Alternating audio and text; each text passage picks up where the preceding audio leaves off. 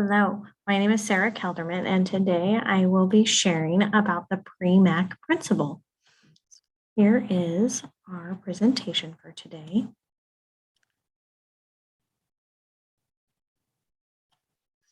The pre-MAC principle is something that I personally had never heard of prior to this experience and was interested to look into it and learn about it. The more I dug into it, as you probably saw my discussion post from last week, I actually use this almost every day with many of my students, including most of my students with autism. And it is something that our department as a whole often uses as best practice as well. So I'm excited to share the pre-MAC principle with you all. So the pre-MAC principle is defined by an article by Kenneth W. Jacobs, and he takes his definition from David Premack himself, and he found that the principle is showing a high probability behavior reinforces a low probability behavior. It's also known as Grandma's rule or the differential probability hypothesis. The Premack principle goes back to 1965 when David Premack, he was a behavior scientist working with B.F. Skinner. He wanted to continue to build on that reinforcement research, that operant conditioning, positive, negative reinforcement, positive, negative punishment principle, and dig into that a little bit more. As I said, 1965, Premack himself started using animals like most scientists did, examining their behavior. And he started his research with rats specifically. And what he would do is he would look at the differences between the rats wanting water and wanting to run or perform an activity. So he would deprive water from them as his example of a high probability behavior. And then he would force them to run and exercise and everything. And then once they had done that, then he would reward them with the water. He also reversed it and withheld activity from them and gave them as much and gave them water and would put them in confined cages so they could not be active. They could not get out and about. And then we reward them with running after they would take a drink. They would get the reward of running or some sort of maze activity, whatever he had for that day.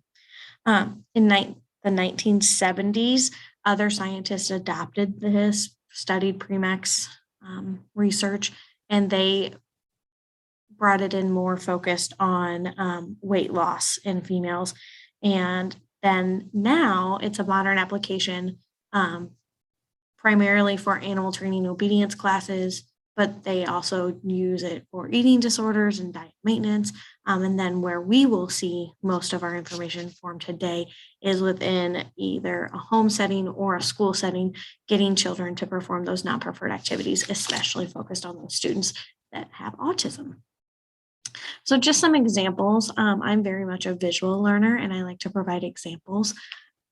And I like to see examples of what the Premack principle is. You will see as we learn more about this principle today, the primary phrase is first insert low probability behavior, then insert high probability behavior.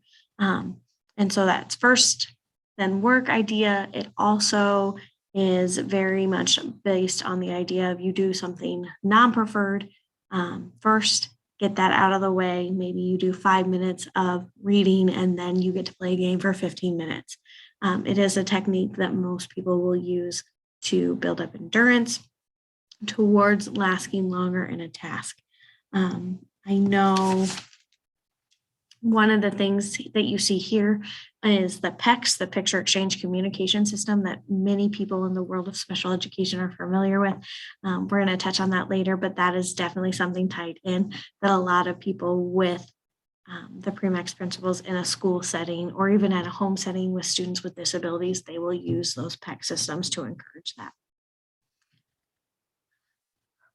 This next slide discusses the impact for individuals specifically with autism and how the Premack principle works.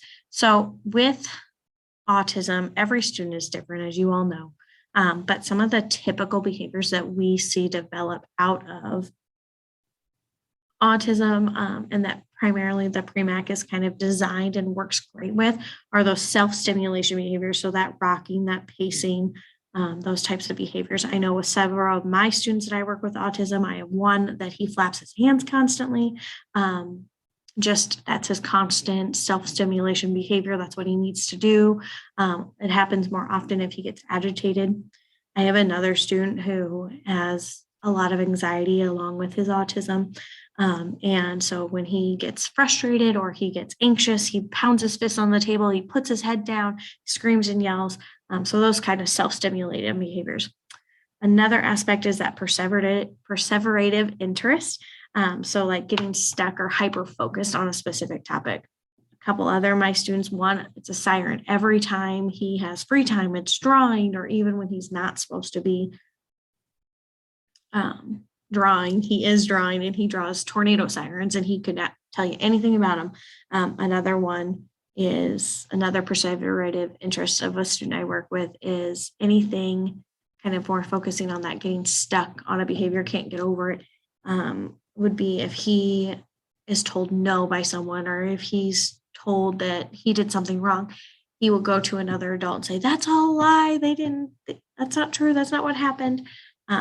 So just some examples of those perseverative interests there. And the third thing is repetitive behavior. So this would be an abnormal behavior, or kind of back to that self-stimulation, some of those pacing, those rocking things, otherwise typically uncommon behaviors for students without autism spectrum disorder.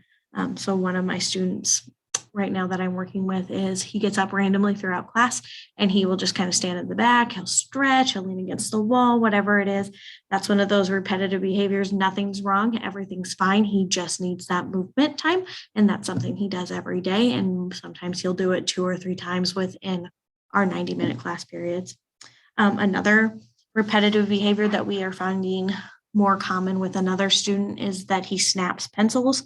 Mechanical or wood pencils, it doesn't matter if he's really angry, or if you're forcing him to do something he doesn't want to do, he snaps those behaviors. So typically what we like to see, those behaviors and how they work when you ask students to do a non-preferred task, we see those disengagement pieces of they shut down, they don't want to do anything, they're not motivated, they have no reason to get it done, so they're not forced to. They get angry, or they might scream or yell, or like my one student, he snaps pencils.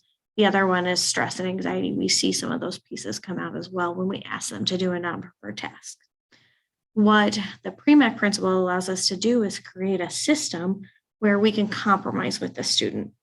We build up that trust and endurance with them. I know my one student that he gets really frustrated and overly anxious and pounds his fist. That is one thing that he yelled at me one day. And I said, thank you. And that just built that relationship. So now he knows I am his safe person. He can yell at me. And I'm going to ask him to do things he doesn't want to do, but using that pre-MAC principle with him of first read 10 minutes for me, then you get 10 minutes of quiet time just on your own. And that works really well with him. And he now knows he can trust me. And that third thing is what all teachers hope eventually would just be developing those successful strategies of work completion. They can do what's asked of them, etc. So here I would like to show you a video from Autism Live. It is a website that is designed around helping parents, teachers, people with autism in general, just understand the aspects of autism and how it might impact their lives. So Autism Live is the website. It was founded and created by Dr. Dorian Gran-Pichet. She has a PhD in psychology, specifically in behavior therapy. She is a large part of behavior and autism research. She's on tons of different university boards and boards of research and science in the world of autism and autism spectrum disorder. The video with itself, you will hear Shannon Penrod speaking. She is a mother of a young adult with autism. She has spent her whole life dedicated it to understanding what autism is, understanding how autism works in the home setting and the school setting, all of those kinds of things. Studied special education law for years, and she has overall just become a special education advocate, not only for her son, but for other families that are going through this time as well. The video is about 6 minutes long, and Shannon is just going to give you her version of PREMAC and the kind of more the expert side of how PREMAC is defined. Okay, so today's jargon term is PREMAC's principle. Many of you might refer to it or hear of it as the PREMAC principle. Either are good. Named after a person, PREMAC, that I don't know anything about. But the principle is something that is very important to our everyday lives. And if you are an individual who's on the autism spectrum, it's important that at some point you understand this, just like it's important for the rest of us to understand it, because this is kind of the keys to the kingdom. So let's take a look at what our actual definition, PREMAC's principle, also referred to as the relativity theory of reinforcement, suggests that more probable behaviors will reinforce less probable behaviors. Okay, what? I don't know what that means. Let's move on to our working definition. PREMAC's principle: when we make a desirable behavior the reward for doing something less desirable in order to make the less desirable behavior more likely to happen. Okay, we talk about reinforcement all the time, and I call it principle number 1 in ABA, that in order for us to do things on a regular basis, they have to be rewarding in some way, right? Well, that's sort of a twisted version of PREMAC's principle, because PREMAC's principle makes it a little bit clearer to us that in order to get somebody to do something, we will more than likely have success if we link it to something that's more desirable. Okay, and it also suggests, PREMAC's principle, that it's equal and even force, right? So if you are asking somebody to jump up and down, and they already like to jump up and down, right? We don't need to offer them a free car for it, right? If you give someone a car, they will jump up and down. Correct? But if somebody already likes to jump up and down, we may be able to offer them something like going, yay, as a result of them jumping up and down in order to get it. So very important, though, that sometimes I think, especially for parents and teachers, we get caught up in what we think someone will find desirable. And we get caught up in this idea of, well, I shouldn't have to reward good behavior. I don't know who decided to implant that in all of our brains. I don't know whether it was like a grandmother that just made the tour all around the world and planted that in everyone's head when they were 4 years old. Oh, by the way, you should just do the right things because you should just do the right things. That's not based on any science. There's no science that proves that. But there's tons of science that proves that people do the right thing, which is desirable behavior, right? If they find it rewarding in some way. Here's the rub, though. We don't all find it rewarding in the same way. We could poll 100 people who brush their teeth every single morning, every single lunch, every single night, and we could ask them why. What is it about brushing your teeth why do you do it all the time? And we might get 72 different answers, right? Some people might do it because they feel self-conscious about their breath. Other people might do it because they like the way their teeth feel. Other people might do it because it's a part of their routine, and you go, oh, it's just routine.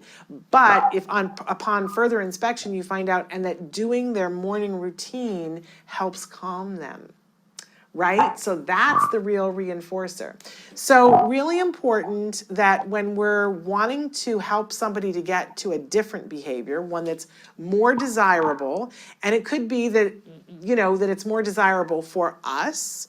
It could be that it's more desirable for them, right? Because there are many behaviors that we help, especially young kids, to do, which they do not find desirable in this moment in time. But in order for them to be able to do a skill that's 30 skills down the road that we know that they would find desirable, they have to have this one.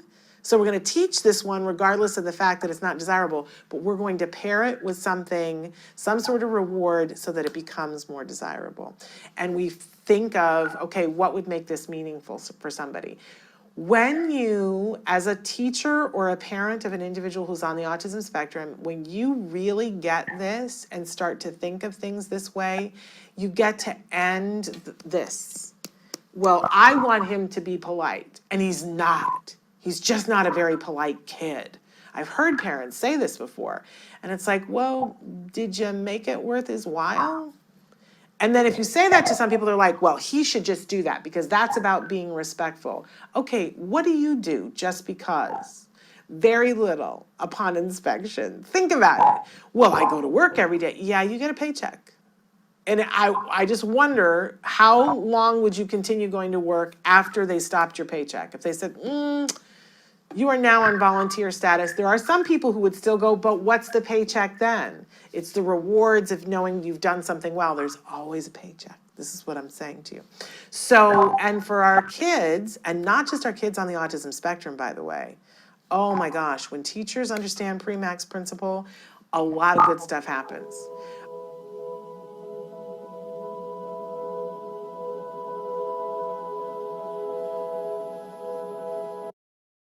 Okay, there's a couple of great takeaways that I would just like to share with you. One of the things that Shannon shared is just that option for choice, and giving kids the opportunity to buy in. I know the students I work with, as I work with 9 through 12th graders, who have a variety of disabilities and general education students, but also right now I have a handful of autism students that I am working, or students with autism that I am working with specifically. Those students, just that idea of a choice is sometimes shocking to them because they don't often get a choice. I have one student who last year I had him as a freshman and I learned, okay, what would you like to do? That's too broad for him. I can't give him that. So I have to give him a choice of, do you want me to read it to you? Do you want to read it on your own? He still has to read the assignment. He still has to do it, but he gets the choice in it. And that's enough for him to feel empowered and to take away that time and want to actually participate in the activity. Another thing is that Shannon brought up is we can't always expect our students, our children, whoever they are, regardless of their abilities and disabilities, to do what we ask them to do without those incentives. That is something that really surprises me the more I research into the pre-MAC principle in general, and continue to work with students with disabilities, is there are things all along the way that I notice, oh, you don't know how to do that. Whether it's just a simple please and thank you with manners that Shannon brought up, or it's you hold the door for the person behind you. A lot of the students I work with, both with disabilities and without disabilities, some of those things have not been taught to them. And so it's just the reminders of, hey, this is what you do and this is why you do it. It's really helpful for them. So just a couple of my takeaways. I can't wait to hear what your takeaways are on that one. The second video is a demonstration of the pre-MAC principle. This is by Michael Serafin. He's a university student and he is studying psychology and behavior sciences. The video is only about 2 minutes long. It is from 2019, and it was an assignment for one of his classes where he got to apply the pre-MAC principle in his life, and he uses it with his kids. So you'll get to meet Koa and Casey in just a minute. Here we go.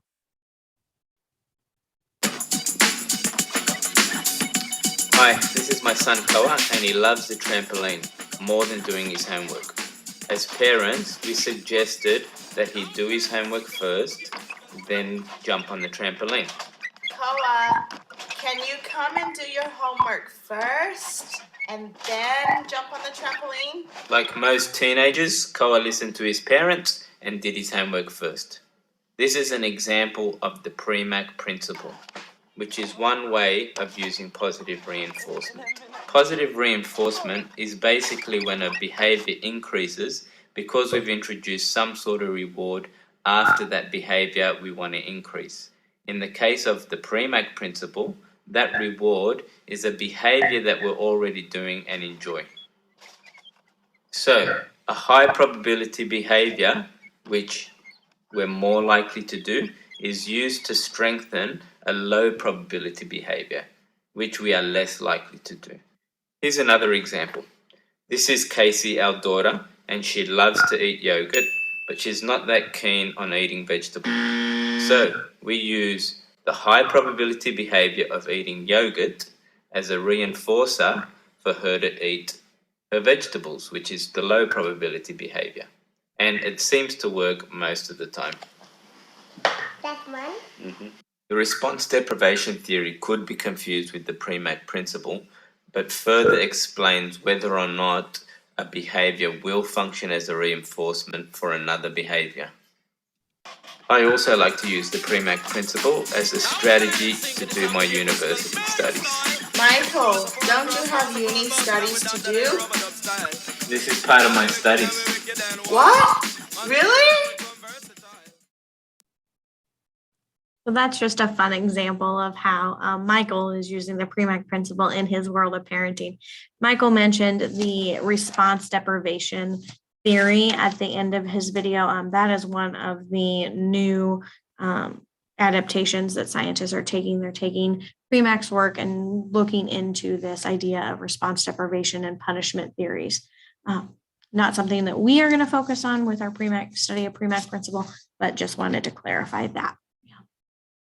Okay, the last pieces that I have for you all are just some teaching strategies. So like I previously mentioned, and as I'm sure you're all well aware, every student with autism is different. Every child with autism, individual with autism is different, and something different is going to work for them.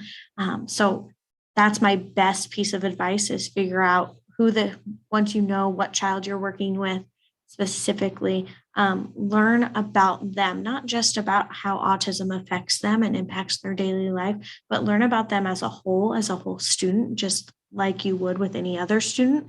But that's really going to help you figure out what those preferences are, what those things that you can kind of pair with that unpreferred task as well. And that's going to be the best strategy that I can provide you just to working with your student. On top of that, once you figured out some of that stuff and you go to use the Premack principle, some reminders and strategies to use with them is immediately provide that preferred activity. So if they read for 15 minutes, immediately after that 15 minutes down, as soon as that book is closed, give them positive praise. Yay, you did it. Good job. I'm so proud of you, whatever that is. And then follow that up with whatever their preferred activity with that is. For example, my student, he gets very overwhelmed with reading, especially if he has to read for a long amount of time. So we have the plan in place of you first read for your 15 minutes, or you first read through chapter 4. Then you have no homework for the night. Then you get video games for an hour. Then you get whatever that daily plan is. It changes a little bit from day to day, and I work with his parents to help ensure that that gets followed through with at home. But right now, our big thing in class that we're using is read these 2 chapters, then you have 10 minutes of quiet time. He likes it quiet. He likes just to have time where he can sit and think about things. So that is his preferred activity that we are using these last couple of weeks. Another example, another great strategy is pair it with pictures. You saw at the beginning of the presentation the first/then, and then on the example slide, you saw these PECs. That picture exchange communication system, that is a great pairing for students that are not able to communicate, or even the students that are just having that visual piece to tie back into them. It helps them to see what they need to do. Another great strategy is creating a schedule of maybe they come into class every day, or maybe it's a child you're working with at home that has autism and they know their routine, they know their schedule. A lot of my current students with autism, they like schedule, they like routines, they like to know where they're going to go. So having that system in place of knowing that first I have to read, then I get my free time, or first I have to complete 10 math problems, then I get to play a game on my computer or draw, whatever it is for them.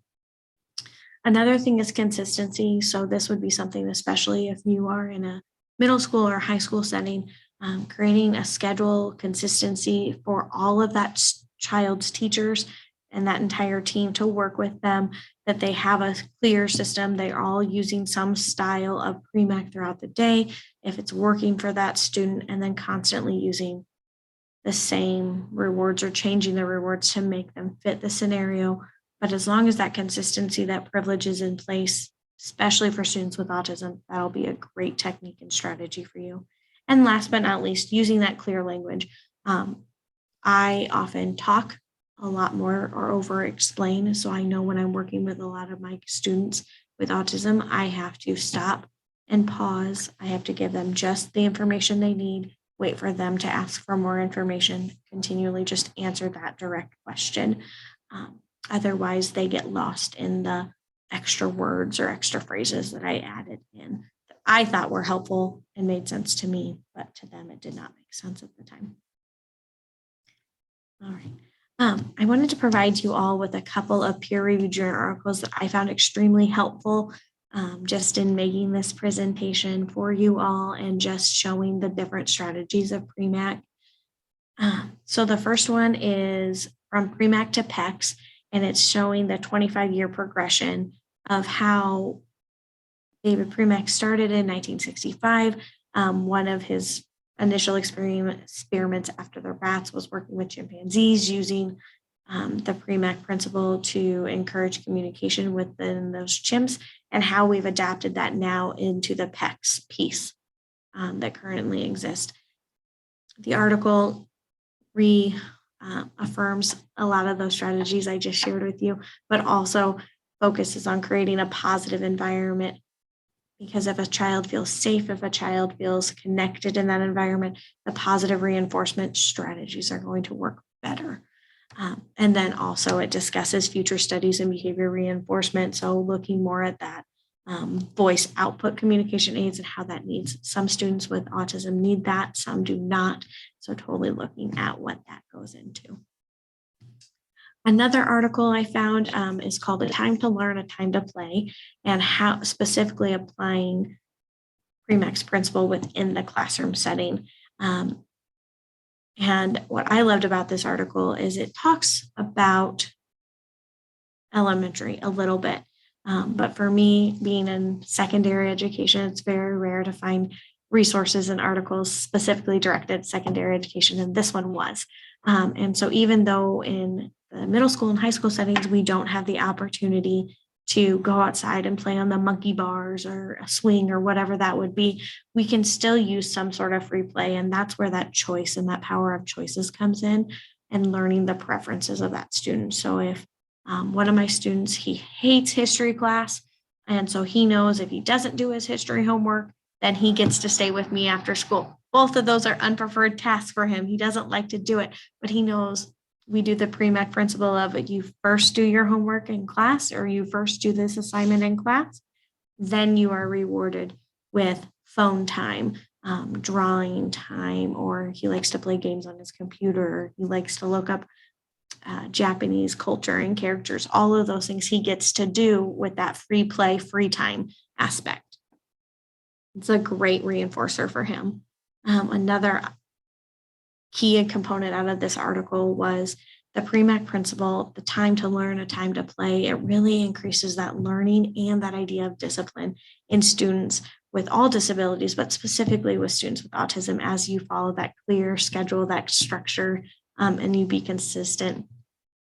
It increases them and it shows them, and this is probably the most important thing to me, is it shows them they can do it. They just need the support to do it. And this is a great support for them. And last but not least, the incentives. If, like Shannon mentioned in our expert video, if a student is given an incentive to do something they don't want to do, they're going to learn to do it. And they'll constantly do it just to receive that incentive, even if that incentive is a positive praise moment, positive reinforcement from somebody that they might not have gotten it. And then they receive that actual free play, that free time, whatever it is, that reinforcement later on too. It's a great resource for them. In addition to those journal articles, here are some other resources that I use. Feel free to check them out. There's a lot of great research out there on the Premack principle and just how to use positive reinforcement in the classroom setting or at home with a child with disabilities as well. There's some great educational websites on there, as well as just some autism focused websites. Thank you so much for watching. I hope you were able to take away something that you can use with your student or your children, whoever has autism that you are working with, and just learn something new. Thank you.